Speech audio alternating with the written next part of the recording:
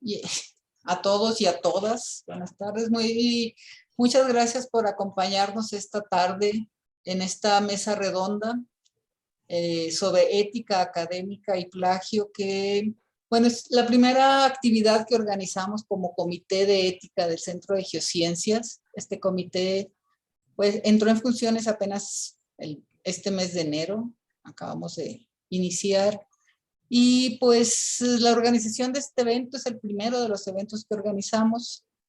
Se da sobre todo por el interés que tenemos los miembros del comité, como que una de las actividades más centrales del comité sea pues promover espacios para la reflexión sobre la cultura de la integridad académica, de la integridad científica en la comunidad del Centro de Geociencias.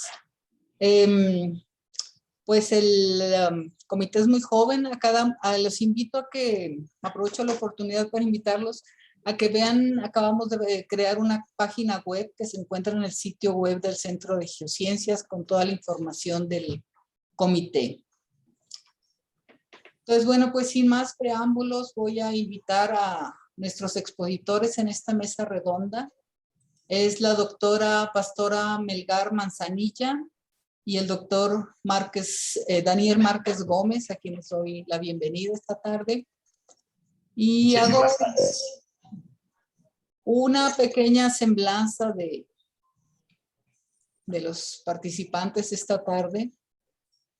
La doctora Pastora Melgar es doctora en Derecho por la Universidad Autónoma de México y es estudiante de Psicología. Tiene experiencia en litigio y en la administración pública municipal y federal.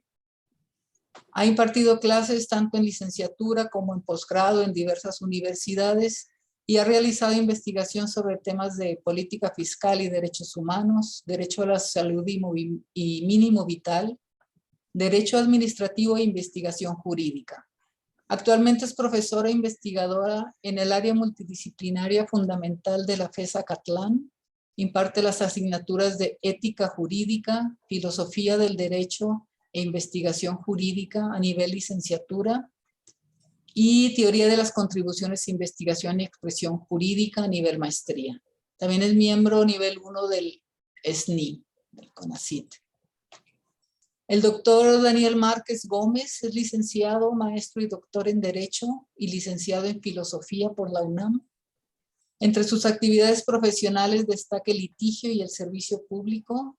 También ha impartido clases en diversas universidades públicas y privadas y es autor de artículos en revistas especializadas y libros. Entre estos libros destaca El marco jurídico para la operación del Sistema Nacional Anticorrupción, combate a la corrupción, fiscalización y transparencia, y un segundo volumen del marco jurídico para la operación del Sistema Nacional Anticorrupción, constitucionalidad y legal del combate a la corrupción mexicano.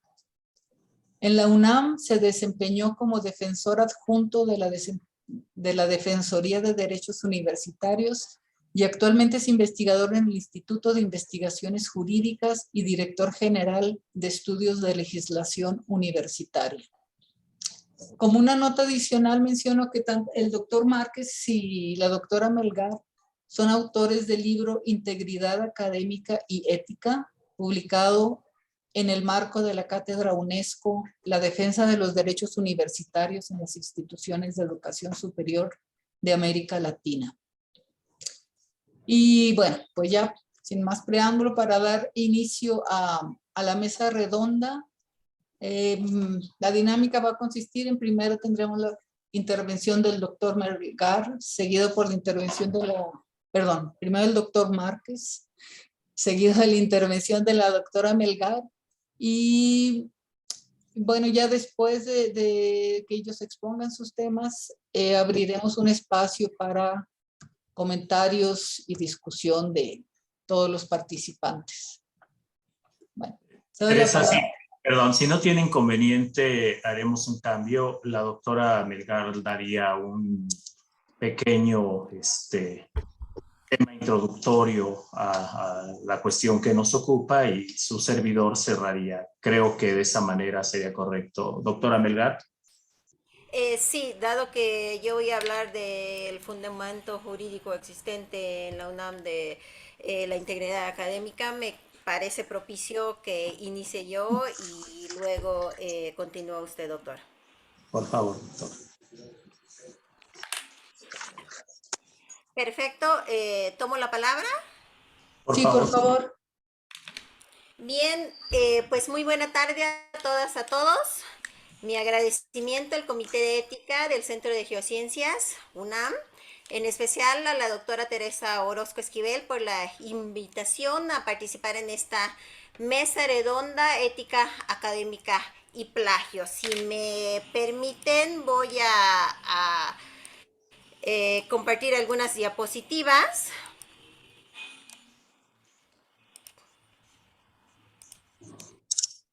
Por favor, me indican si ya lo pueden ver. Sí, se ve bien.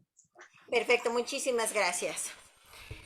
Entonces, yo voy a comentar un poco sobre la integridad académica y su fundamento legal.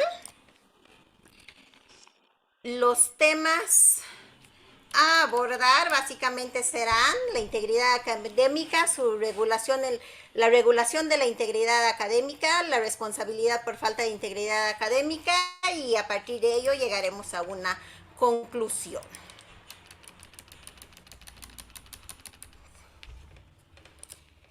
Iniciando entonces de manera introductoria, la integridad implica esta cualidad de íntegro. El término íntegro se refiere precisamente a una persona recta, a una persona proba, a una persona intachable. Por su parte, cuando utilizamos el término academia, esto implica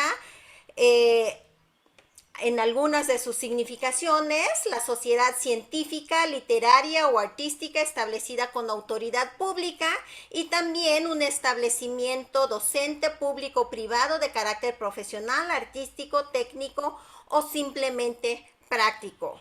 Y de estos dos términos entonces podemos llegar a integridad académica, que se refiere a aquella conducta recta, proba e intachable que debe tener los miembros de espacios científicos, de espacios literarios, artísticos o docentes. Entonces, la integridad académica, de acuerdo a Fishman, integra 6 valores fundamentales, que son la honestidad, la confianza, la equidad, el respeto, la responsabilidad y, por supuesto, el coraje. Integridad académica lo podemos considerar un género que engloba muchos tipos de integridad, como la integridad estudiantil, la integridad del profesor, la integridad del investigador e integridad del empleado universitario de manera general. En el caso del segmento de los investigadores, también se puede hablar de una integridad científica y esto implica pues un conjunto de reglas especiales relacionados con la alfabetización académica, es decir, esta capacidad de realizar estudios e investigaciones y de comunicar los hallazgos y el conocimiento de una manera apropiada, es decir, de una manera que cumpla con estas convenciones disciplinarias particulares y estándares académicos esperados a nivel universitario.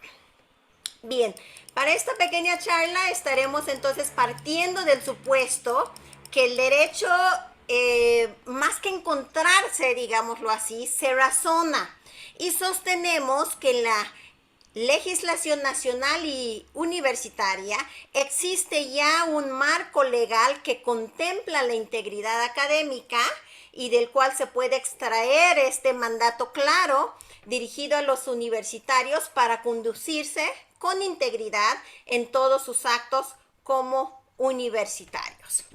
Veamos entonces una parte de la regulación.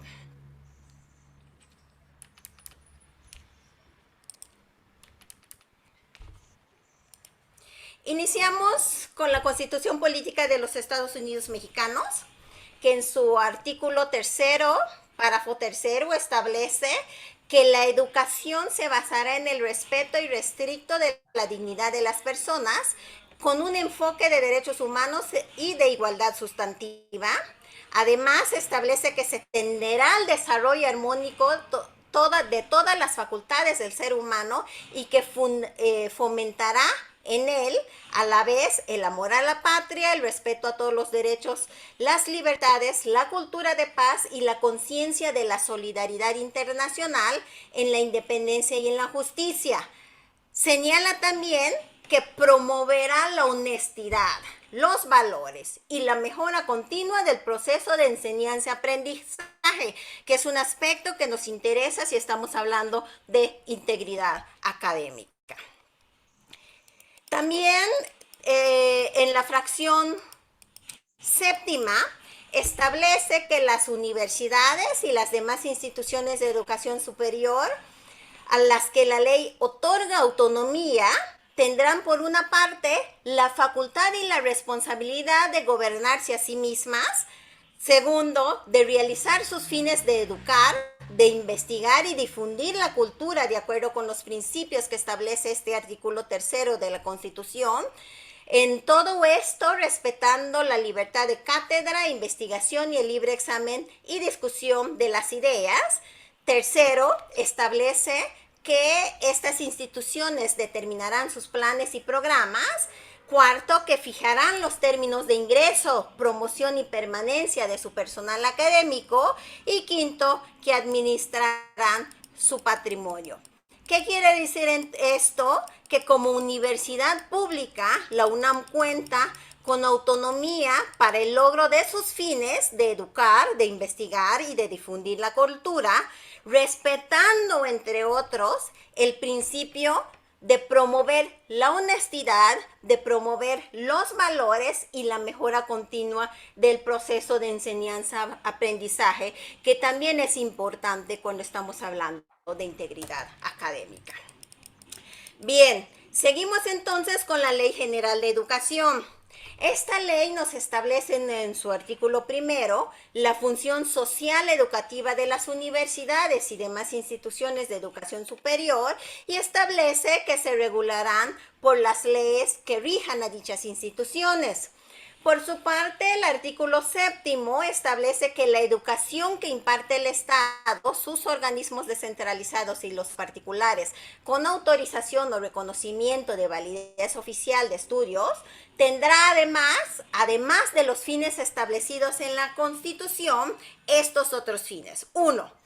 Contribuir al desarrollo integral del individuo para que ejerza plena y responsablemente sus capacidades humanas. 2. Favorecer el desarrollo de facultades para adquirir conocimientos, así como la capacidad de observación, análisis y reflexión críticos. Y 3. Fomentar actitudes que estimulen la investigación y la innovación científicas y tecnológicas, así como su comprensión, aplicación y usos responsables. Estos son algunos de los principios que nos interesan.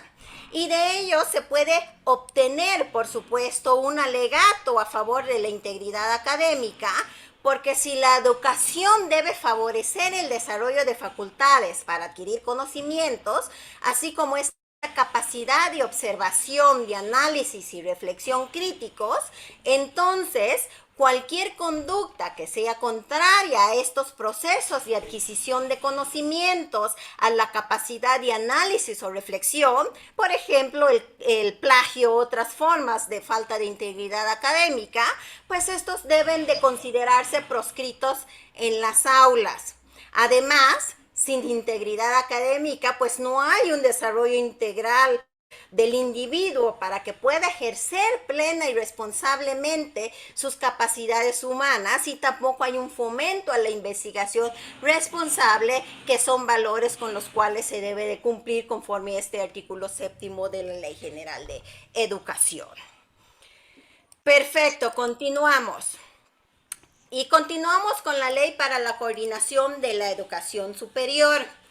Y aquí el artículo 4 establece que son funciones de docencia, investigación y difusión de la cultura que realicen las instituciones de educación superior, y que estos van a guardar entre sí una relación armónica y complementaria. Por su parte, el artículo 17 establece que las instituciones públicas de educación superior que tengan el carácter de organismos descentralizados, cuando estén facultados para ello, podrán otorgar, negar o retirar reconocimiento de validez oficial a estudios de tipo superior en la inteligencia de que para cada plantel, extensión, dependencia y plan de estudios se requerirá el reconocimiento de la institución pública de educación superior correspondiente. Y aquí de esto podemos extraer dos temas básicos. Primero, que la regulación, más bien la relación de armonía y complementariedad que debe existir entre la docencia, la investigación y la difusión de la cultura. Y segundo, bueno, esto implica que los principios decantados para la educación también se van a aplicar para la docencia, para la investigación y para la difusión. Y dos, la supervisión académica de los estudios. Esto es, al relacionarse con el contenido del artículo 3º, fracción séptima de la Constitución, que señala este carácter de autoridad educativa de los organismos que imparten educación, ello trae como consecuencia que las instituciones de educación superior pueden cancelar este título profesional en caso de la presencia de un problema de falta de integridad académica, como es el plagio o alguno otro.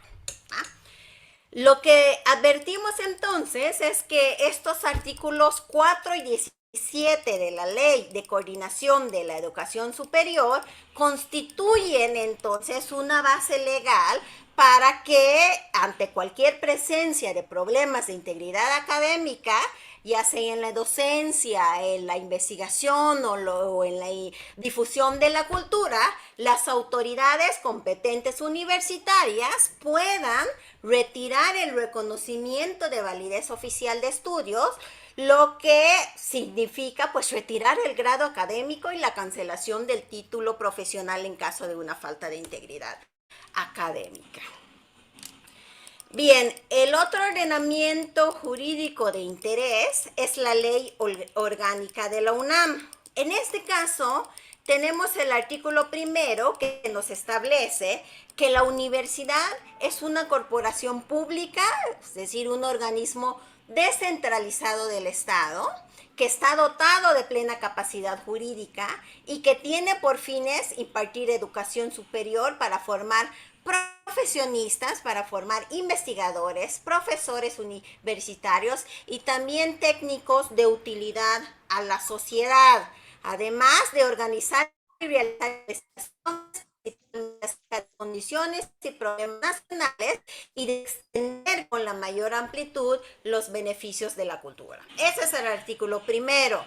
En cuanto al artículo 2, las fracciones 4 y 5 nos van a decir que la UNAM tiene derecho para expedir certificados de estudios, grados, títulos, para otorgar para fines académicos validez a los estudios que se hagan en otros establecimientos educativos. Si nos damos cuenta, lo que tenemos aquí son algunos principios que son compatibles con el contenido de los artículos 4 y 17 de la Ley para la Coordinación de la Educación Superior. Otro ordenamiento jurídico de interés es el Estatuto General de la UNAM, y ya estamos ingresando entonces a instrumentos universitarios propiamente. En este caso, el artículo 1 nos establece que los principios que la universidad debe de cumplir son algunos principios similares a aquellos que ya hemos mencionado para el caso de la Ley Orgánica de la Universidad, de la UNAM. Por lo tanto, las reflexiones que ya hemos realizado, pues aquí aplicarían también para el caso del artículo 1 del Estatuto General. Y en el caso del artículo 3, establece que el propósito esencial de la universidad es estar íntegramente al servicio del país y la humanidad, de acuerdo con un sentido ético y de servicio social, superando constantemente cualquier interés individual. Esta importancia para la construcción de la idea de la integridad académica, entonces, como nos damos cuenta, este artículo porque nos indica que los universitarios sirven al país, sirven a la humanidad de acuerdo a este sentido ético, lo que implica que los universitarios debemos de tener la capacidad de entender, de apreciar o juzgar algo en términos de lo recto o acorde a la moral en nuestro servicio a la sociedad. Y de aquí entonces podemos apreciar claramente que las actividades asociadas a este proceso de enseñanza-aprendizaje de los integrantes de la UNAM debe realizarse siempre respetando los principios de la integridad académica. Los artículos 5 y 6 también son de interés. Estos artículos refrendan el contenido del artículo 2 de la Ley Orgánica en cuanto a la facultad de la UNAM de otorgar certificado, diploma, título o grado correspondiente. Entonces ya no abundaremos, dado que ya lo hemos mencionado. Ahora, un instrumento importante también es el Código de Ética de la UNAM. Este código de ética establece principios y valores que deben guiar la conducta de los universitarios y también recoge los valores que deben orientar a los fines de la universidad pública y establece que los universitarios reconocen, o más bien deben de reconocer estos valores como propios. Entre estos valores encontramos: 1, el de formar profesionistas, investigadores, profesores universitarios y técnicos de excelencia y también de integridad académica. Por supuesto que sean útiles a la sociedad con una conciencia crítica, ética, social y ambiental y comprometidos con la justicia, la cooperación y la solidaridad humana. También otro valor que encontramos es el de contribuir con racionalidad, objetividad y veracidad a la generación y transmisión del conocimiento científico y humanístico, así como al estudio de las condiciones y la solución de los problemas nacionales, ahí también de los problemas globales. Y un tercer valor que encontramos es difundir y divulgar con la mayor amplitud posible los beneficios del conocimiento científico y humanístico, así como de la cultura en general, con responsabilidad social. Por supuesto, cuando estamos hablando de estos tres valores, estamos en el ámbito de la integridad académica. Además de los valores, establece algunos principios, 2 en total, no vamos a hablar de todos, sino únicamente de lo que nos interesan. Tenemos, por ejemplo, uno de los principios es precisamente integridad y honestidad académica. Conforme a este principio, todos los miembros de la comunidad académica deben apegarse en todas sus actividades al rigor académico, tanto en la búsqueda como en el ejercicio, la construcción y la transmisión del conocimiento. También deben ser honestos sobre el origen de las fuentes de la información que empleen, que generen o que difundan. Y el mismo código pues establece que la honestidad académica implica: 1, citar las fuentes de ideas, textos, imágenes, gráficos u obras artísticas que se emplean en el trabajo universitario y no sustraer o tomar la información generada por otros o por sí mismos sin señalar la cita correspondiente u obtener el consentimiento y acuerdo del autor. También no falsificar, no alterar, no manipular, no fabricar, no inventar o fingir la autenticidad de datos, de resultados, de imágenes o información en los trabajos académicos, proyectos de investigación, de exámenes, ensayos, etcétera. Y el otro principio es el reconocimiento y protección de la autoría intelectual. Y en este principio podemos decir que aquí se refiere a que debe realizarse en todas las evaluaciones académicas o laborales de la universidad, así como también cuando estamos hablando de otorgamiento de premios, de distinciones o nombramientos honoríficos. Además, se establece que la UNAM debe de salvaguardar la autoría intelectual de todo tipo de obras e invenciones que se desarrollen de manera individual o colectiva por los miembros de la comunidad universitaria y que debe promover el registro para el reconocimiento de la autoría intelectual y actuar contra toda persona e institución que haga uso indebido de las mismas. Tenemos otro principio de interés que es el de responsabilidad social en el quehacer universitario, y esto implica que la investigación, la docencia o grado correspondiente, entonces ya no va, y la difusión de la cultura y la extensión universitaria deben de ser social y ambientalmente responsables.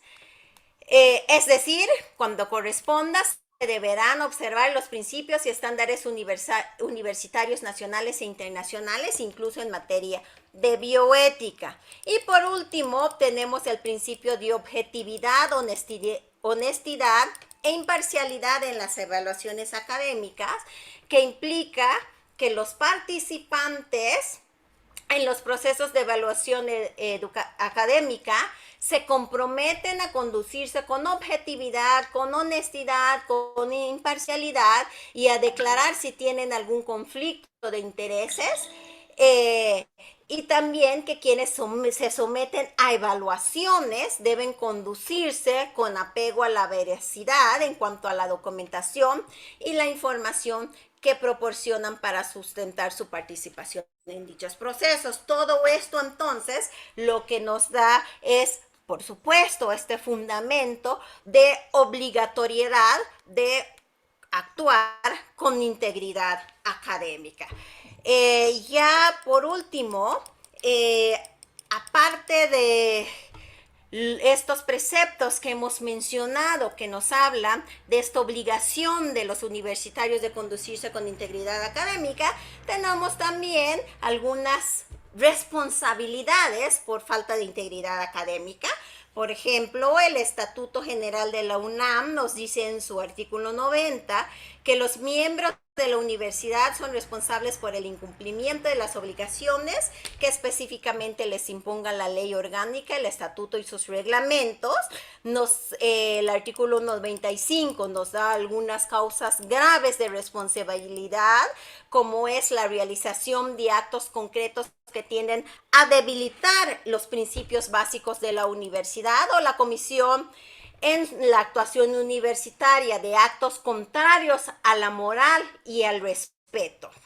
Entonces, si nos damos cuenta, a lo largo de esta charla hemos enfatizado referencias de la normatividad universitaria a principios como sentido ético, servicio social, integridad, honestidad, y cualquier violación a los mismos, por ejemplo, los relacionados con la integridad académica, encuadran entonces dentro del contenido de este artículo 95, fracción 1 y 6 del estatuto. Por tanto, los universitarios sí incurren en responsabilidad por no conducirse con integridad académica y en este sentido pueden ser sancionados. Ya para concluir, entonces, podríamos decir que la integridad académica,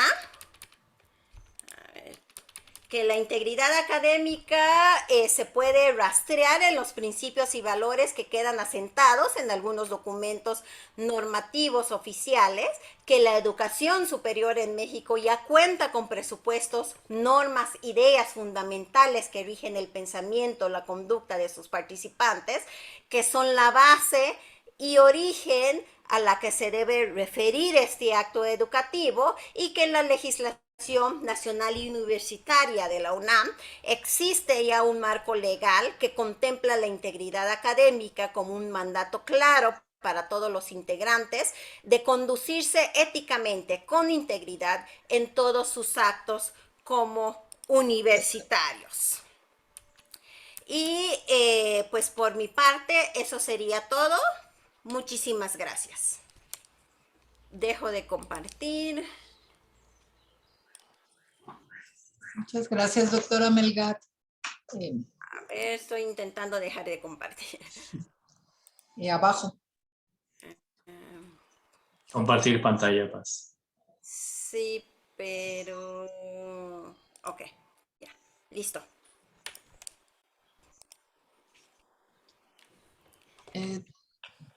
Por favor, doctor Márquez, seguimos con su presentación.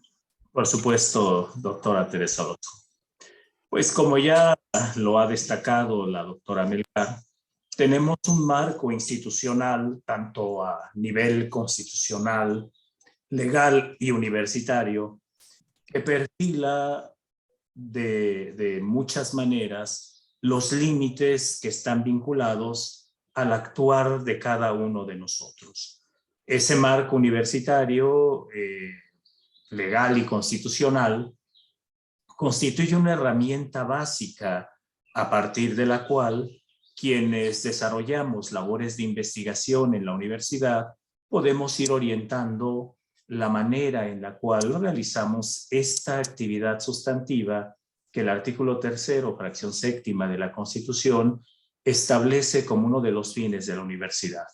Si los fines de la universidad son la educación, son la investigación y la difusión de la cultura, la investigación desde este punto de vista está orientada o estructurada en términos de una serie de obligaciones que evidentemente dimanan o derivan de una serie de normas que se aplican a este hacer base de los universitarios. Quizás hay un tema que debimos deslindar previamente. La doctora Melgar, de manera muy completa, de manera muy inteligente, se refirió al tema de la integridad académica, se refirió al contenido de los elementos jurídico-normativos que están presentes en la legislación y también delimitó que el incumplimiento de esta clase de deberes generan el problema denominado responsabilidad y eventualmente la aplicación de sanciones. Pero creo que tenemos un problema inicial y este problema inicial tendría que ver con los contextos normativos que están presentes en la dimensión social y que en muchas ocasiones al no ser entendidos, limitan sustantivamente nuestra posibilidad de cumplirlos. Y el elemento sustancial es la existencia de las famosas normas de la religión, las normas de la costumbre o convencionalismos sociales, por supuesto, las normas ético-morales y las normas jurídicas.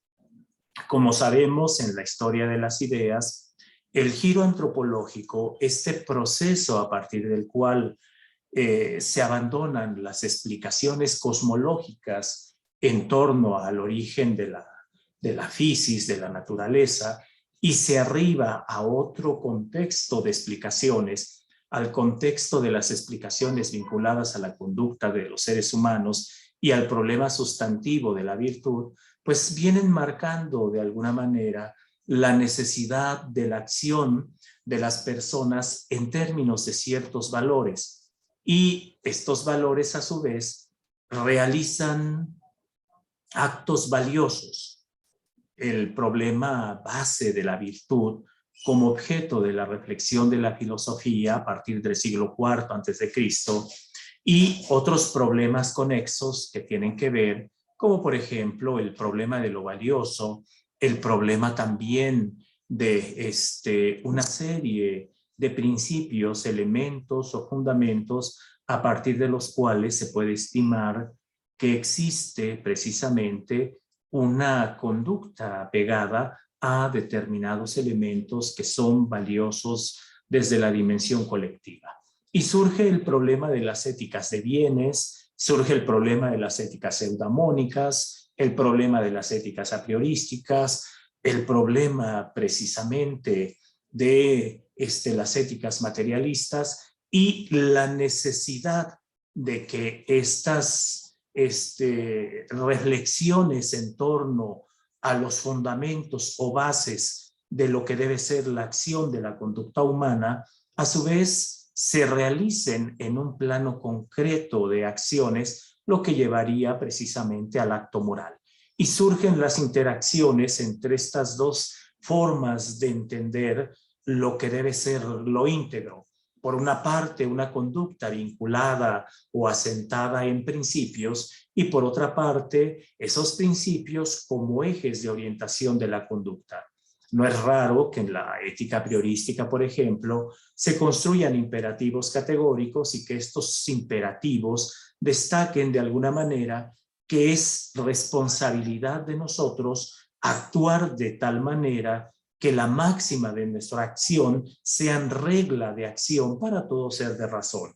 Y hay tres elementos involucrados que a mí me parecen importantes compartir con ustedes. El primer elemento que debería yo compartir es precisamente la idea de que la acción puede asociarse o vincularse a ciertos valores o principios. El segundo es esta dimensión ejemplar de nuestra conducta, de manera tal que cualquier persona pueda en el futuro considerar que su conducta, al apegarse a lo que esta persona estimó valioso, realiza de alguna manera los valores colectivos que en una sociedad son deseables. Y el último tema para mí es el tema racional, que es un debate filosófico sustantivo y que está asociado por una parte a esta hipótesis filosófica de que el ser humano es un ente racional y por la otra a la pretensión de que esa racionalidad de alguna manera puede ser el eje de orientación de diversas acciones. Y desde ese contexto creo que el elemento sustancial a decantar es posible estimar o considerar que en una normatividad, cualquiera que sea esta, religiosa, ética, convencional, etcétera, etcétera, hay una serie de elementos o valores a realizar y creo que la respuesta inmediata debería de ser sí, en la medida en la que decimos o aceptamos o afirmamos que detrás de cada elemento que nosotros incorporamos en estos diversos contextos normativos, pues lo que pretendemos hacer es obsequiar de alguna manera a la colectividad en la que estamos una serie de normas o elementos que orienten la acción de los integrantes de esa colectividad. Si yo digo no matarás, pues lo que estoy diciendo es que la vida es valiosa. Si yo digo, por ejemplo, es de personas educadas ofrecer el saludo, dar los buenos días, por ejemplo, lo que estoy diciendo es que detrás de esto pues se involucra precisamente una deferencia hacia la persona con la que me involucro. Y si yo digo, por ejemplo, que hay que respetar al prójimo como uno mismo, como diría una regla religiosa aceptada, pues lo que está diciendo es que lo que yo deseo para mí lo debo proyectar de alguna manera como parte de lo que yo ofrezco a los demás. Y quizás el tema sustancial, el tema superlativo, es que vemos cómo detrás de todos estos esquemas normativos se involucra de alguna manera el tema de la otredad. Y esto estaría presente también en el problema del plagio académico. El problema del plagio académico pues mostraría no solamente, como bien lo destacó la doctora Pastora Melgar, el problema de la ilegalidad, o sea, la violación de determinados estándares tanto normativos como éticos, sino el problema del plagio pondría en evidencia pues la negación de la otredad, la invisibilización del otro. Y desde este punto de vista también, pues de manera, espero que sea evidente, mostraría este egoísmo que involucraría en un individuo que es capaz de invisibilizar a su semejante. Creo que esta es una cuestión previa a destacar y no importa en cualesquiera de los órdenes normativos nos involucremos. O sea, no importa que nos asociemos a un monismo de naturaleza positivista o a un dualismo de corte realista o naturalista. En los contextos normativos siempre vamos a tener una estructuración en donde de manera visible se presentarán los estándares que debemos nosotros aceptar y de manera subyacente, como una especie de contexto de naturaleza primaria, fundacional, pues estarán presentes todos los contextos éticos que se pretenden realizar desde la dimensión normativa. Esto me llevará a mí a sostener que en la medida en la que desde la conducta nosotros favorecemos esta conducta en donde visibilizamos a la otredad, pues estaremos conscientes de que estamos realizando no solamente fines de naturaleza ética, donde se involucra nuestra autonomía, nuestra capacidad de actuar en función de determinados valores, sino también estaremos favoreciendo, ¿sí?, conductas que son deseables en la colectividad. Y esto es importante porque pues al final nosotros estamos haciendo una labor de medición. Por ejemplo, la Encuesta Nacional de Calidad de Impacto Gubernamental en 2017 hablaba de una tasa de población que tuvo contacto con algún servidor público y experimentó algún acto de corrupción de 14.635 individuos por cada 100.000 habitantes en el nivel nacional, ¿sí? Si nosotros vamos a la encuesta de 2019, vamos a ver un incremento, vamos a ver cómo esta tasa de habitantes llega a 15.732 personas que afirman haber tenido contacto con algún servidor público y haber experimentado un acto de corrupción. Y si nosotros seguimos haciendo una delimitación, por ejemplo, nos vamos a encontrar, yo hago un análisis en el libro con datos de 2017, que en nuestro país hay un total de 18.076.896 personas que han sufrido de alguna manera actos de corrupción. Y esto se vuelve interesante para el ámbito académico en la medida en la que aceptamos la afirmación de Sergio Cárdenas Tenjan. Él sostiene que la corrupción en los sistemas educativos se deriva de la presencia de culturas organizacionales en las que sistemáticamente se desplazan objetivos institucionales.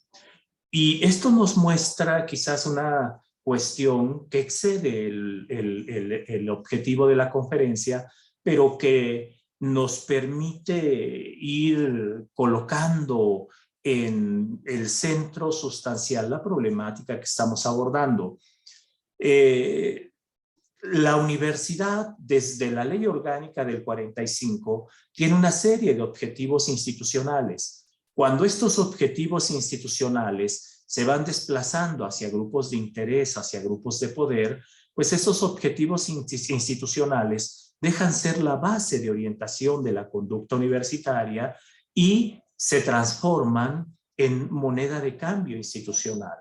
Y esto permite ver cómo esos objetivos, a pesar de ser estructuras normativas integradas a determinados códigos de conducta, pues se transforman en una especie de elementos de naturaleza flexibles en donde se pueden intercambiar de una manera muy simple. Y esto, por supuesto, me lleva a la problemática de que hay una serie de prácticas corruptas, como por ejemplo la impunidad que se vincula a la ausencia de cumplimiento de responsabilidades, la deserción, el parasitismo, el clientelismo, también falsificación en requisitos, títulos académicos o calificaciones y por supuesto el fraude académico. Si nosotros acudimos, por ejemplo, a elementos como el estudio que realiza la empresa Turnitin, que se llama Informe de Integridad Académica en un Mundo Digital, el famoso índice global de plagio en la educación superior y secundaria, De los 82.228.187 trabajos que analizaron para Estados Unidos y Canadá, los 196.691 para México, Brasil, Colombia, Europa, los 9.090.438 en el Reino Unido, los 280.300 en Alemania, Países Bajos y Francia, los 6.163.880 en Australia, Nueva Zelanda, los 790.350 en Kenia, Nigeria, Sudáfrica, los 394.849 en Egipto, Arabia Saudita, Turquía, y los 232.683 en Japón, Corea y China, pues nos encontramos con porcentajes muy elevados, ¿sí?, de contenido no original en los trabajos entregados. En la primera región es del 11%, en la segunda es del 12%, en la tercera es del 7%, en Europa es del 11%, en Oceanía es del 10%, en África es del 9%, en Oriente Medio es del 9% y en Asia Central es del 14%.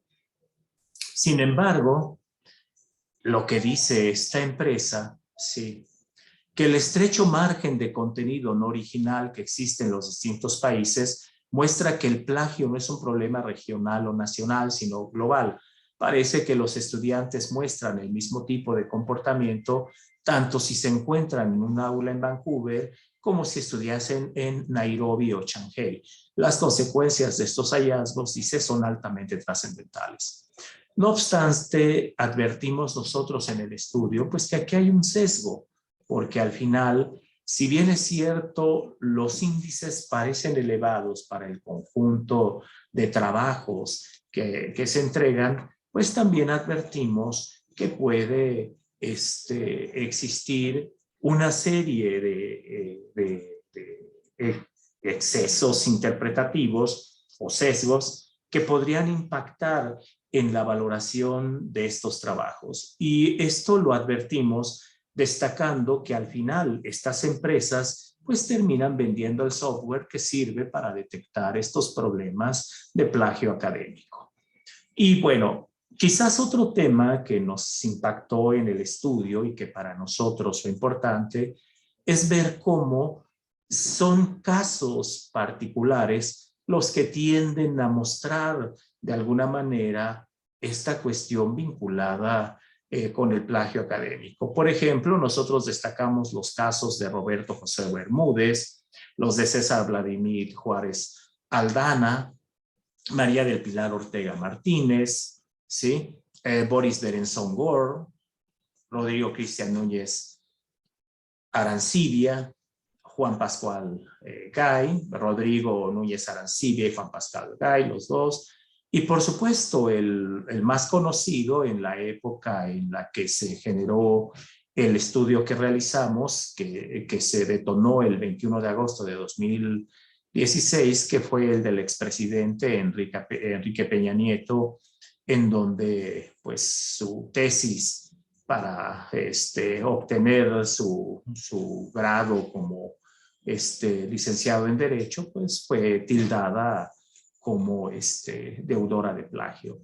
Y esto nos llevó a destacar en el análisis una serie de aportaciones que se han generado en otros espacios en torno al problema del plagio. Por ejemplo, en el reporte de encuesta sobre percepción de plagio académico en la UNAM, hablábamos de que hay problemas como usar resultados de otros colegas modificándolos para presentarlos como propios, tomar párrafos completos de otro autor y presentarlos como propios, entregar un proyecto con los resultados de otra investigación y cambiarlos como si fuesen propios, copiar datos, experimentos en encuestas para presentarlos como propios, usar trabajos de alumnos modificándolos para presentarlos como propios, mentir en el trabajo sobre la cantidad de viáticos de un viaje, parafrasear o imitar párrafos o trabajos completos para presentarlos como nuevos, dejar que los alumnos copien en un examen, copiar en un examen, copiar el resultado de un libro y entregarlo como si se hubiese leído completamente. Por supuesto, también había conductas como falseo, alteración o manipulación de datos, de experimentación en la investigación, alteración o manipulación del denominado consentimiento informado en las experimentaciones en donde intervienen seres humanos, la publicación de los resultados de las investigaciones, intervenciones inadecuadas por parte de alumnos y o personal académico en investigaciones de campo o prácticas con el medio ambiente y comunidades. Y bueno, destacábamos problemas que advertíamos también a nivel internacional, como por ejemplo esta cuestión que el 30 de agosto de 2015 se informa que en la Universidad de Harvard se investiga a 125 estudiantes acusados de plagio en un examen final, ¿sí?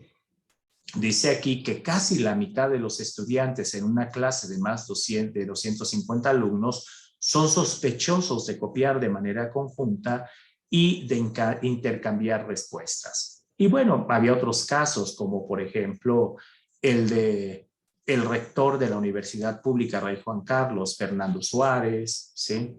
El de por supuesto, hay una serie aquí de imputaciones que se le formulan a estas personas y veíamos cómo el tema de integridad académica va generando una serie de conductas. Cuando Michel Foucault en La verdad y las formas jurídicas destaca de manera muy clara que a veces nuestras prácticas generan dominios de saberes, nosotros advertíamos cómo en una página llamada SLAM hay una guía para copiar en exámenes, ¿sí? Y, por ejemplo, en el nivel 1 hay recomendaciones como las flores que crecían en la basura, ¿sí? Está también en el nivel 2 el don de la oportunidad, en el nivel 2.5 la prueba del pañuelo, en el nivel 3 mi amigo iPod Nano, hay un bonus track, por ejemplo. Y destacábamos con un estudiante de mercadotecnia que plagiar es una falta de imaginación. Veíamos con Rubén Comas, con Jaume Sureda, con Antonio Caseri, con Merced Llorey, que citan aquí a Cleaver, que una de las principales dificultades a la hora de encarar el tema de la deshonestidad académica es la falta de una definición unívoca y clara del concepto, ya que se trata de un constructo basado en principios ético-morales y por consiguiente asociado a una época, una cultura y una sociedad determinadas. Y como ya lo destacó la doctora Melgar, y yo haría énfasis en eso, pues uno de los problemas que tenemos en México para poder imputar una responsabilidad asociada al tema del plagio, pues tiene que ver precisamente con la insuficiencia de los marcos regulatorios para proporcionarnos definiciones o conceptos base a partir de los cuales podamos operar las normas jurídicas. Y veíamos cómo la empresa Turnitin, por ejemplo, identifica entre las conductas que considera como plagio la entrega de un trabajo de otra persona como si fuese propio, la copia de ideas o palabras de otro sin citar la fuente original, el copiar tantas palabras o ideas que el trabajo constituya una reproducción casi íntegra de la fuente, tanto si se menciona el origen de la información como si no, entregar como nuevo un trabajo que ya se había presentado en un curso anterior, no usar comillas al citar el material de referencia, dar información falsa sobre la fuente de la cita, cambiar las palabras, ¿sí? Pero copiando la estructura de la frase de una fuente sin citar la fuente original, usar o mencionar las ideas de otros sin la cita correspondiente. Y veíamos también cómo en la guía para estudiantes universitarios 2017-2018 de la Duke University, ¿sí? Se destacan también varias conductas que se consideran deshonestidad académica, como hacer trampa, ¿sí? Como el ciberplagio, por ejemplo, ¿sí? Como el plagio de fuentes impresas, como elaborar un trabajo académico para entregarlo a otras personas. Y esto nos servía para argumentar que no hay un consenso en torno a lo que se considera falta a la integridad académica. Pero también destacábamos que las dos últimas listas en su completitud porque incluyen el plagio y mencionan otras conductas que constituyen faltas de honestidad académica, como mentir, hacer trampa, ¿sí?, el daño a los trabajos de otros alumnos o la interferencia indebida, nos daba un espacio para mostrar la necesidad de definir las conductas consideradas faltas de integridad académica. Y tratábamos nosotros de destacar falsear, alterar o manipular resultados en la experimentación, alterar o manipular el denominado consenso informado, ¿sí? Omitir el deber de cuidado y respeto al medio ambiente y las comunidades. Y bueno, evidentemente que veíamos una serie de temas y de problemas que nos impactaban de alguna manera. Y, por ejemplo, advertíamos que según el diccionario Oxford, ¿sí?, la entrada plagio se definía como la práctica de tomar una idea u obra ajena y presentarla como si fuese propia. Más que el secuestro, lo encomilla, de las palabras de otro, el plagio constituye un acto fraudulento que implica el engaño y la usurpación de la obra ajena. Y aquí nos importaba el destacar que Gustavo Patiño Díaz afirmaba que el plagio debe evitarse porque atenta contra los derechos humanos. Y él destacaba el artículo 27, párrafo segundo de la Declaración Universal de los Derechos Humanos. Abordábamos otras definiciones como la del Merriam-Webster Dictionary y algunas más. Veíamos, por ejemplo, la Ley Federal del Derecho de Autor y las obras que protege la idea de creación original, ¿sí? Y destacábamos que esa ley tiene una protección especial de orden administrativo ante el Instituto Nacional de Derecho de Autor, ¿sí?, de orden civil cuando hay controversias que afectan intereses particulares, y de orden penal. Destacábamos también la existencia de una protección de orden penal en el Código Penal Federal, ¿sí? Y veíamos, a nosotros nos parecía evidente, que existe una legislación que protege el derecho de autor, que en la materia impone sanciones con la existencia de ciertos componentes mínimos, o sea, cuando se usa la obra, cuando esto se realiza desde la dimensión del dolo, o sea, cuando hay un querer en el hacer de la gente, cuando hay un lucro, o sea, una ganancia, y cuando no existe la autorización respectiva en cuanto al uso de la obra. Y esto nos llevaba a destacar que se debe atender al derecho humano nullum crimen, nulla poena, sine praevia lege, contenida en el artículo 14, párrafo tercero de la Constitución. Sosteníamos que el plagio debe estar debidamente delimitado y que no existe la posibilidad de considerar el famoso autoplagio. Eso nos llamó mucho la atención, porque sosteníamos que si una persona hace uso de sus propias ideas, con independencia de que no se cite, dado que él es el creador de esa idea, pues no se podría estimar que esta conducta podría encuadrar en las definiciones base de plagio. Hacíamos una recomendación en una futura decisión de política legislativa de la universidad que nos concentrásemos en el tema de integridad académica como un género y construir diversas especies de conductas que vulneren esta integridad académica, incluido el plagio como una de sus especies posibles. Yo ahí concluyo. Esto es lo que nosotros plasmamos en el análisis y quedamos a las órdenes de ustedes para responder a las preguntas que deseen formular. Y muchas gracias, doctor Márquez. Bueno, es una muy buena presentación, o sea, tener una visión de cuál es la normatividad, la legislación, que en realidad, bueno, presenta los principios en los que se basan sus comportamientos.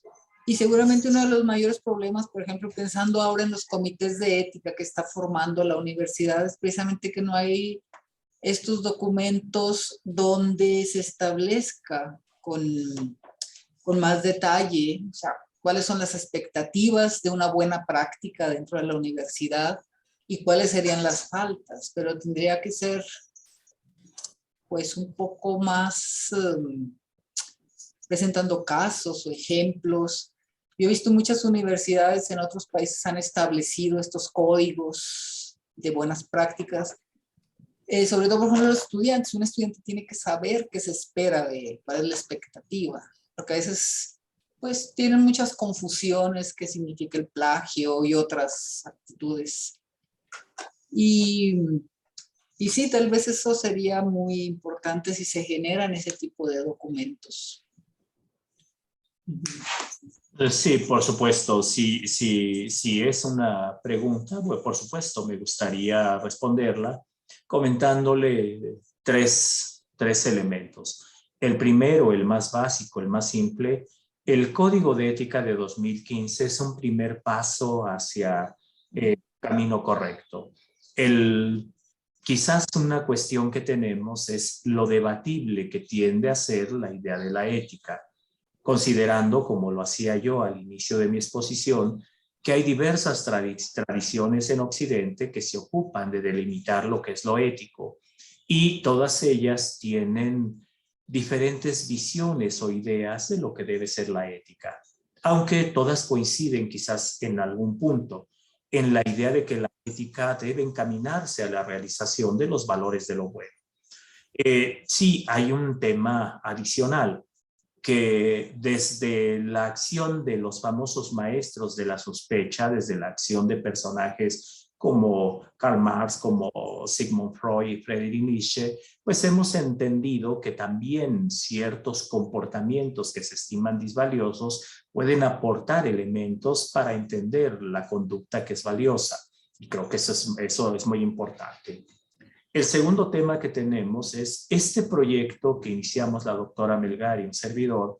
Inicialmente pretendía ser la base de un futuro reglamento de integridad académica para la universidad. Desafortunadamente, en la oficina de la Abogacía General en ese momento no consideraron apropiado, pero era un proyecto integral porque se sustentaba en este análisis que se hacía del problema de la integridad académica en nuestra universidad y el plagio como problema de integridad académica. Se consideraba una serie de materiales didácticos para impartir en la universidad un curso general tanto de fines y propósitos de la universidad en los términos destacados por la doctora Melgar en su introducción, y también, por supuesto, la emisión de ese reglamento de integridad académica. Y lo tercero, sí, la convicción, como lo destacamos en el estudio, que el nomen juris debe de estar debidamente decantado, destacado, para evitar precisamente que al no existir una definición clara de lo que es el plagio y de sus efectos, que no tuviésemos, como lo tenemos en el momento actual, que algunas personas, utilizando estas lagunas de la legislación universitaria, lograsen generar un espacio de impunidad para las conductas de plagio en las que incurrieran. Y bueno, es básicamente lo que yo le podría aportar. Doctora Melgar, no sé si usted quiere agregar algo, por favor.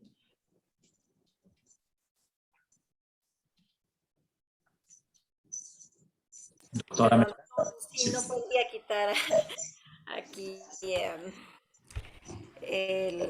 la llave a la voz, pero sí, efectivamente, estoy de acuerdo. Tenemos, como ya lo vimos, esta base jurídica que nos permite ya entonces construir ya una reglamentación mucho más robusta respecto de la integridad académica, de tal forma que pueda ser aplicable, porque si nos quedamos en estos aspectos y un poquito más generales, a veces sí tenemos entonces la idea de que existe una responsabilidad, tenemos la idea también de qué es lo que se debe o no se debe, qué es lo permitido, qué es lo no permitido, digámoslo así. Sin embargo, ya la aplicación se torna un poquito problemática porque no tenemos estas reglas claras de cómo se debe de aplicar, en el sentido de que no tenemos todavía claro qué es lo que realmente vamos a entender por plagio académico, por integridad académica, y cuáles van a ser sus diversas manifestaciones, porque incluso en las diversas áreas de la docencia, en las diversas áreas de la investigación y en las diversas áreas de la difusión de la cultura, vamos a encontrarnos con expresiones distintas. Por lo tanto, aquí estamos viendo una necesidad, sí, de un abordaje general, quizá en el sentido de que nos dé estos elementos básicos, pero a partir de ahí también de situarnos en cada contexto determinado para ver cuáles serían estas expresiones que encuadrarían dentro de lo que estamos llamando integridad académica y plagio académico, para que en realidad pueda ser efectivo. Ahora también hay que distinguir entre el plagio en un sentido jurídico, digámoslo así, el plagio en sentido académico, porque realmente, si nosotros nos damos cuenta, esta palabra, por ejemplo, plagio, no la vamos a encontrar en la legislación sobre derechos de autor. ¿Ah?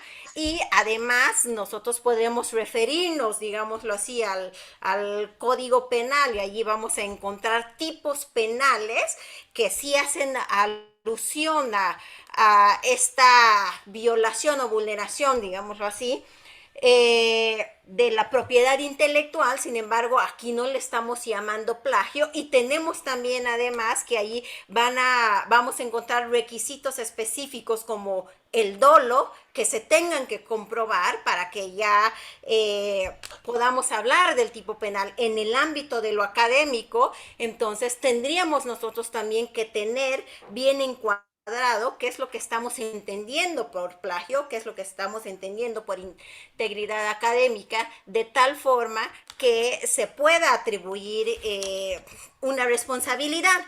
Pero no solo eso, el doctor Daniel Márquez también ha estado mencionando distintos factores, y hay que pensar también que si lo que estamos hablando es de integridad académica y terminar con el plagio, no podemos atacarlo solamente desde esta visión de la economía de la sanción, sino que es importante también ver cuáles son estos factores subyacentes, estos elementos que motivan el plagio, porque la sola sanción en ninguna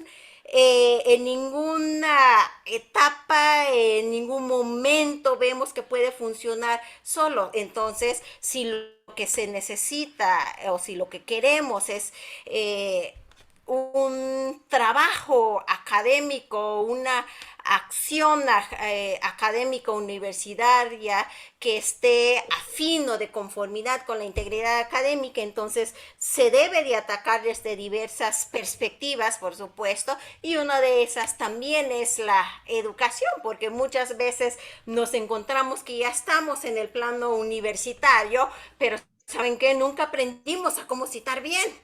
Tal vez lo hacemos porque no sabemos, o no solo eso, no solo no aprendimos a citar bien, sino que a lo largo de toda nuestra vida se nos ha dicho que debemos de repetir información, y ahora se espera que pensemos por nosotros mismos. Digo, son diversos factores también que nos llevan a cometer falta de integridad académica, y que no pueden atacarse únicamente desde esta perspectiva jurídica o de la sanción, sino que hay muchos otros elementos que se necesitan tomar en cuenta.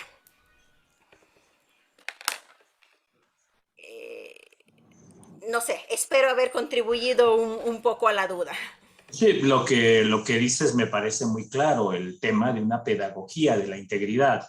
O sea, si queremos que nuestros estudiantes piensen, debemos nosotros apostarle a construir esquemas pedagógicos en donde nuestros estudiantes se comprometan constructivamente hablando con la generación del conocimiento. Y esto propiciará que cuando estos estudiantes arriben al nivel de docentes, de investigadores, ¿sí?, o de profesionales en cualesquiera de las ramas del conocimiento, que efectivamente estén comprometidos con la integridad. Pero por supuesto es un tema de mayor profundidad. Teresa, no sé si la apoyamos con esto. Sí, sí, muchas gracias. Sí, bueno, sobre todo, bueno, leyendo su libro y con la presentación de hoy, sí, esta idea como que es importante, pero como que falta hacer pasos para dar pasos, Claro. algunos pasos para que esta cultura, bueno, sea más común, digamos, más del dominio de las personas. Sí, así lo entendimos y por eso le comentaba yo que el proyecto era integral, o sea, partía de la necesidad de transmitir cierto tipo de valores a la comunidad universitaria. Después, evidentemente, se proyectaba en torno a la construcción de una serie de herramientas, tanto administrativas como normativas, y cerraba el círculo de alguna manera con un esquema de responsabilidades apropiado para este tipo de proceso. Y sí, entendíamos que la problemática debería abordarse de manera pausada. Somos una comunidad, la de los universitarios, muy celosos de la autonomía y a veces tendemos a ver en la acción de la autoridad una intervención indebida en nuestra propia intimidad o privacidad. Entonces se necesitaba una herramienta a partir de la cual convencíamos a los universitarios de que un esquema de estas características con una aplicación gradual era lo importante, era lo necesario, era lo adecuado. No logramos convencer, desafortunadamente, y bueno, se quedó en eso, en un proyecto. Bien, gracias. No sé si Uwe, ¿tienes algún comentario? Uwe Márquez, bueno, lo presento. Uwe Márquez es el secretario del comité de ética y también está de moderador. Bueno, yo simplemente quisiera hacer énfasis en que hay plagio accidental y hay plagio intencional. Sí, claro, claro. Y que en el ámbito educativo es importante hacer esa distinción en dos sentidos. Y en una primera medida, tener herramientas punitivas para ocuparse del plagio intencional, y eso ya lo hemos discutido, es importante. Pero también nosotros dedicarnos desde el punto de vista educativo a generar espacios de enseñanza precisamente para ocuparnos del problema del plagio accidental y digamos del plagio intencional menor, porque es que hay diferentes categorías de plagio. Es muy importante y en ese sentido pues me gustaría preguntarles ¿qué sugerencia tienen para, bueno, incluso para sí mismos, para todos nosotros que somos educadores, precisamente para ocuparnos de este problema del plagio accidental con los estudiantes? ¿Cómo los llevamos a que parafraseen de manera correcta, resuman de manera correcta, que no hagan el famoso copy-paste, que jamás hagan un plagio intencional y que sean lo más observadores posibles frente al plagio accidental? De acuerdo. Si gusta, doctora Melgar, respondo yo primero. Doctor Uwe Martens, a nosotros nos queda claro que, como lo decía la filosofía antigua de corte platónico-socrática, pensar es un diálogo del alma con ella misma. Y lo primero que requerimos nosotros en el aula es enseñar a nuestros alumnos a pensar. Algo que no hacemos y que es muy trascendente es que ellos aprendan las interacciones entre los niveles lógicos y los niveles gramaticales. Como usted bien lo destaca, sí hay que hacer una distinción entre lo que denomina el dolo incidental y el dolo intencional, porque esta delimitación nos mostraría que existe una especie de plagio por culpa, y ese plagio por culpa al final estaría asociado a una serie de hábitos o de costumbres formativas que traen los estudiantes y que incorporan ya en las aulas en sus procesos de formación profesional.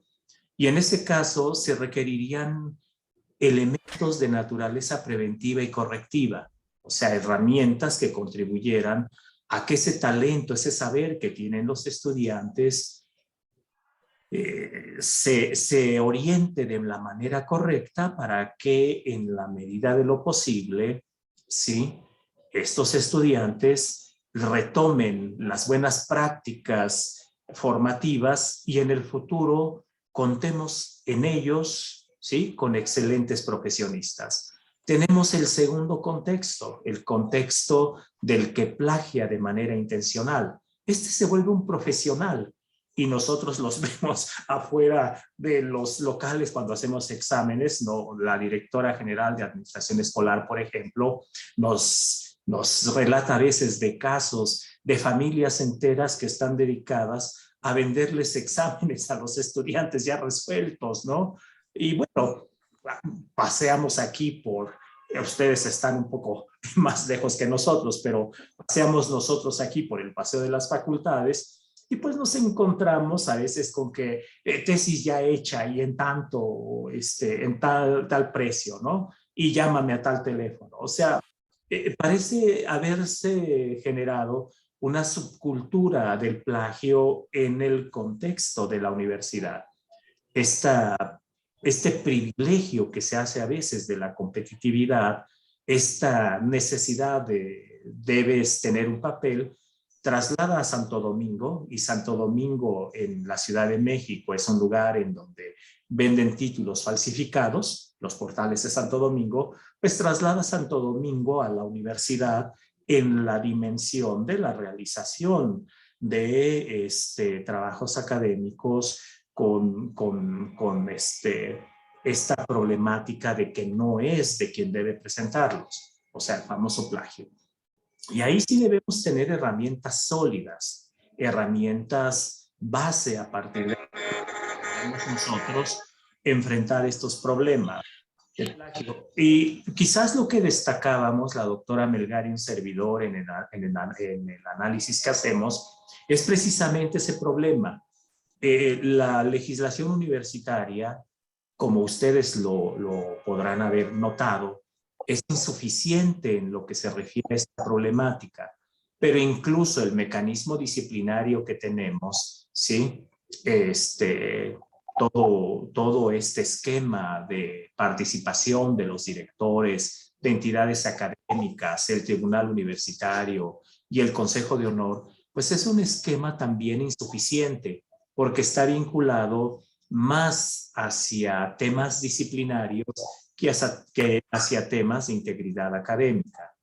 Quizás lo primero que tenemos que hacer es identificar de manera clara los tipos de conductas que aparecen en la universidad de manera intencional o dolosa e ir construyendo como reacción social una serie de herramientas básicas que nos permitan como universidad hacer lo apropiado en esos contextos. Y aquí es muy interesante decirles que estos comités de ética son un primer escalón. Estos comités de ética en algún momento pueden transformarse en un conjunto de herramientas institucionales que orienten precisamente el tema hacia una reforma amplia de la legislación universitaria que le muestre al Consejo Universitario la necesidad de abordar esta temática desde una dimensión más proactiva, más propositiva. Entonces, doctora Melgar, por favor. Sí, pues totalmente de acuerdo.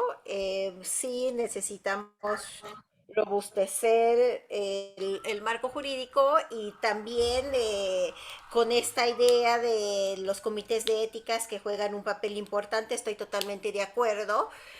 Am, Iniciamos con esta distinción entre lo que es el plagio o cualquier otra falta de integridad académica, digámoslo así, pero ahorita nos estamos concentrando un poquito en el plagio, en el que es intencional y en el que no es intencional. Efectivamente, siempre existe esa diferencia y también el plagio intencional y el no intencional pues deberían de tener tratamientos diversos, estamos de acuerdo. Me gustaría hacer un poquito de énfasis también en que a veces solemos querer recurrir a las sanciones normativas, un poquito con demasía quizá, porque yo mencionaba esta idea de la economía de la sanción, en donde estamos pensando precisamente entonces en que la persona va a tomar una decisión racional, lo que implica que entre mayor sea la sanción, menor será el incurrimiento en estos actos. Sin embargo, nos damos cuenta que eso no es así, además de que eso necesitaría un aparato universitario mucho más sólido, lo que implicaría también mayor costos, etcétera, para poder estar al tanto de todos estos actos de corrupción y estar sancionando. Los comités de ética me parece que además de esta cuestión de la sanción pueden tener esta otra participación que es efectivamente intentar buscar estos cauces que ya no sean meramente normativos o sancionatorios, sino que más que nada que estén también viendo cuáles son estos motivos por los cuales las personas están cometiendo estos plagios, incluso los intencionales, vamos a decir, ya no porque no sepan cómo citar, sino los intencionales. ¿Qué es lo que nos está llevando a ello a pesar de la sanción? Porque posiblemente aquí lo que estamos haciendo es decir, bueno, y si me atrapan me va a ir mal, pero ¿cuál es la probabilidad de que me atrapen? Y podemos decir, la probabilidad de que me atrapen es mínimo. O, ¿qué es lo que tengo que perder? Si me atrapan, no me titulo. Pero si me atrapan no me titulo, pero si no me atrapan tengo por lo menos una mínima posibilidad de titularme. Entonces ahí estamos poniendo este Es balanceo. Tenemos el otros. tema costo-beneficio.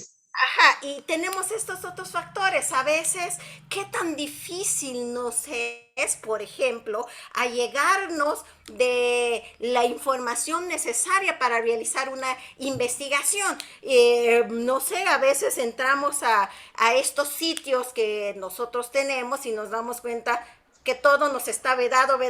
O sea, la información importante nos está vedada. Y esta información importante para hacer una buena investigación la necesitamos. Entonces, ¿cómo la consultamos? Digo, no estoy de ninguna manera justificando el plagio intencional, pero El lo que límite del estoy. derecho de autor, sí, el límite del derecho de autor, lo que considera, sí, el contexto económico asociado al derecho de autor, que como bien dices, es correcto, es apropiado que exista en la medida en que se premia el proceso creativo, pero por otra parte limita el acceso de estudiantes y de personas que carecen de recursos económicos a libros fuente o libros base. Perdón. Sí, entonces la idea es, efectivamente, la sanción va a ser uno de los elementos y la implementación de la sanción, es decir, la implementación efectiva de la normatividad sí es necesario, pero además de eso, digo, también debemos de recurrir a otros elementos, a otros medios para evitar este plagio, porque la sola aplicación de la norma jurídica, pues nos queda chico, cualquier derecho nos va a quedar chico para esto. Sí, esta idea de promover y también tratar de que se interioricen estos valores, pero además de ver qué qué es lo que está impidiendo que en la vida real se puedan interiorizar. Es decir, posiblemente yo quiera actuar de manera íntegra, pero hay muchos factores que también me lo hacen demasiado difícil. Ver cómo no se me haga demasiado difícil cumplir con la integridad académica. Y voy a insistir, sin que esté justificando el plagio de ninguna forma.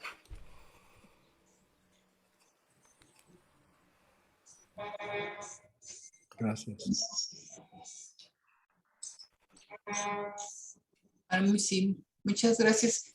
No sé si hay alguna pregunta de otros participantes.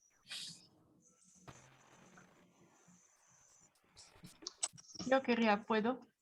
Sí, claro. Buenas tardes y muchas Buenas gracias por la tardes. plática. La mía más bien es una, como se está hablando de plagio y de... Es una pregunta para saber qué tan incidente es ese problema en la UNAM. O sea, ¿hay estadísticas de...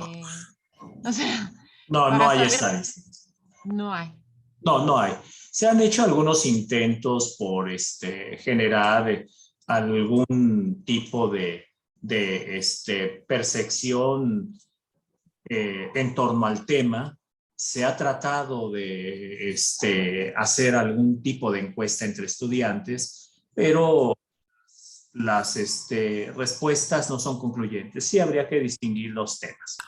Cuando acudimos a investigaciones de la Grounded Theory, pues tendremos que delimitar desde la dimensión cualitativa y cuantitativa a los datos. Normalmente el problema que tenemos es que si tú le preguntas a un estudiante cuántos copian, pues tenemos algún tipo de idea de lo que ellos sostienen que es precisamente la actividad de copia. Por ejemplo, el Programa Universitario de Bioética presentó el reporte de encuesta sobre percepción del plagio en la UNAM y entrevistaron online a 8.920 universitarios, 2.610 académicos y 6.310 estudiantes. 90% de los académicos consideró que es muy importante que sus alumnos aprendan a citar correctamente. 55% ignoran que se tenga que hacer siempre. 50% es algo que no aprenden hasta que entregan la tesina o la tesis. Y esto lo opinan estudiantes. 41% es una actividad que no aprenden a realizar bien. La pregunta, ¿alguna vez ha enseñado a sus alumnos la utilidad de citar correctamente sus trabajos escolares? El 91% respondió que sí de los profesores y solo el 9% que no. Los alumnos declararon que es muy importante aprender a citar en un 69%, ¿sí?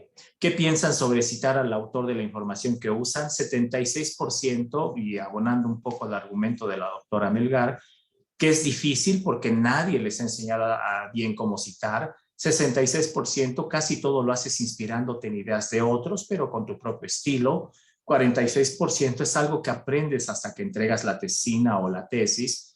40% es algo que te obligan a hacer, pero que nadie revisa realmente. 24% no sabía que tenía que hacer. 21% no es un tema que nos interese mucho a los estudiantes, doctora Lucía. Y esto es muy interesante porque es solo una muestra pequeña de lo que sucede en nuestra universidad. Nosotros tenemos 362,000 estudiantes aproximadamente. Y este es un tema que nos muestra de alguna manera que, como se destacaba por parte de la doctora Melgar y un servidor, requerimos de una pedagogía de la integridad. Pero esta pedagogía de la integridad debe ser transversal a los estudios desde la escuela primaria, porque debe transformarse en una costumbre. No debe ser una pedagogía de la integridad que se enseñe a estudiantes que ya están formados y quizás algunos deban su éxito en los estudios a problemas de falta de integridad académica y que, como bien destacaba para Melgar, pues no han sido descubiertos. ¿Sí? Y ese es el tema real.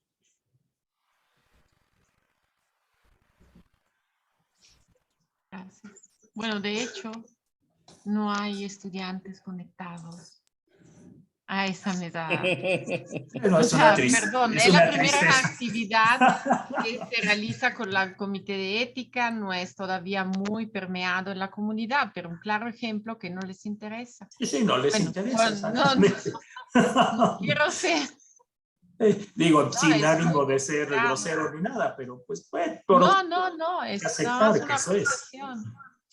Hay que aceptar que eso es. Si tú le dices a un estudiante que va a exponer, por ejemplo, Dawkins, pues se conectan 1.000.000. Pero si le dices a un estudiante que va a exponer Daniel Márquez y Pastora Melgar, pues son eso. Ah, y luego ética académica peor. No, pero yo creo que poco a poco, o sea, la intención y de esta El, comisión es ser propositivo, o sea, el es rector está tratar. comprometido con este esfuerzo y creo que es parte de lo que veremos en el futuro en la universidad. Qué bueno. Muchas gracias. Al Y contrario, muchas gracias. gracias. Gracias, doctor. Sí, bueno, muchas gracias por su presentación.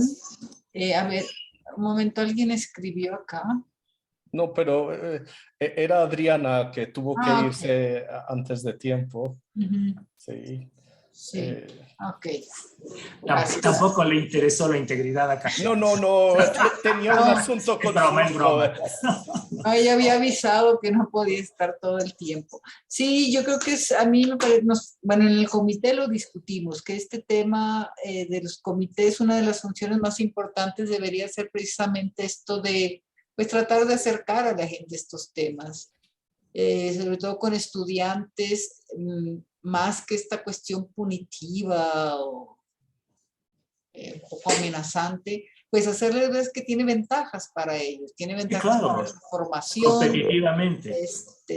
y no bueno, lo que se refiere a plagio y también en otros comportamientos de integridad académica, al final de cuentas ellos son los beneficiados. Entonces tratar de voltearlo a una forma más constructiva, que en realidad es así, porque los Claro, beneficiados son ellos también, bueno, toda la perfecto. sociedad también, pero ellos en primer plano. Y bueno, esperamos que podamos seguir con otras actividades de este tipo. Bueno, Para hay un comentario aquí que sale desde Facebook. De Luigi Solari. Sí, dice, la ética universitaria no es solo plagio. Hay una componente importante de competencia y habilidad. Me explico. Alguien que, por ejemplo, realiza trabajos a nombre de la UNAM, ofreciendo sus habilidades a la iniciativa privada o gobierno sin tener la capacidad de hacerlo. ¿Cómo hacer frente a esto que al final nos rebota a todos? Por supuesto, habría que decirle a Luigi Solari que hubo un tiempo en donde se colocaban anuncios en los diarios y se decía se requiere profesional en tal materia, pero que no sea de la Universidad Nacional Autónoma de México. Por supuesto, era una conducta que estaba vinculada a ciertos grupos empresariales y que era una respuesta a ciertos movimientos sociales que se daban en la universidad. Pero en muchas ocasiones se solicita a determinado profesional y se veda a quienes egresamos de universidades públicas precisamente porque se cree que carecemos de las competencias y habilidades para desempeñar un trabajo eficiente, eficaz. ¿Cómo evitarlo? Bueno, creo que en principio tenemos una serie de filtros. Estos filtros están vinculados a los planes y programas de estudio, por supuesto, que son una herramienta muy importante de la docencia, también asociados a la libertad docente, esta herramienta que nos permite la Constitución ejercer y que se nos respeta en la universidad, pero también están asociados a las evaluaciones. Las evaluaciones son indicadores que nos permiten ver qué competencias, qué habilidades ha adquirido el alumno a lo largo de su formación y a nosotros nos dan la oportunidad de delimitar si efectivamente esta persona se encuentra capacitada o no para poder desempeñarse en el mundo profesional. Luego tenemos, por supuesto, los diversos mecanismos de titulación, desde el trabajo de investigación, tesis, la tesina, el reporte de investigación, el apoyo a la docencia, etcétera, etcétera, en donde hay un acompañamiento de docentes hacia los alumnos para ver cuál es su madurez, de qué manera ellos pueden a su vez desempeñarse en el mundo profesional.